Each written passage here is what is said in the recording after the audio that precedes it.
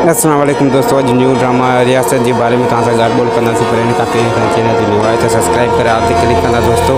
तो बिना देर रहूं था पंहिंजी अपडेट जी तरफ़। हिन में कुछ एक्टर सिलेक्ट थी चुका आहिनि, जीअं त दौलाब ड्रामे जो हाशिम तव्हां ॾिठो हूंदो, उहो बि सिलेक्ट थी चुको आहे हिन ड्रामे जे लाइ।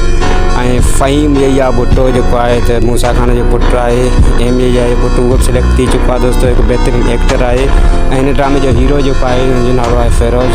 ऐं हीअ जेको आहे त कंडई सेज में हिन जो जमाल जो किरदारु हुयो दोस्तों। ऐं हिन ड्रामे जी लोकेशन तमामु बेस्ट आहिनि जेके सिलेक्ट थी चुकियूं आहिनि। वीरपुर माथेरे जी लोकेशनूं आहिनि दोस्तों, तव्हां ॾिसी सघो था।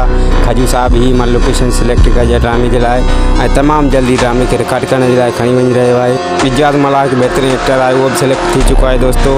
इम्तियाज़ बोज़दार सिलेक्ट थी चुको आहे। काफ़ी एक्टर जीअं तव्हांखे ॿुधाईंदा रहूं त सिलेक्ट थी चुका आहिनि। 10 सेप्टेम्बर ते जेको आहे त ड्रामो रिकॉर्डिंग थियण लाइ वञी रहियो आहे दोस्तों। हिकु बहितरीनु जेका खजू सिलेक्ट कई आहे, लोकेशन, एक्टर, सभु कुझु थी वियो आहे। अरेंजमेंट सॼी थी वई आहे दोस्तों।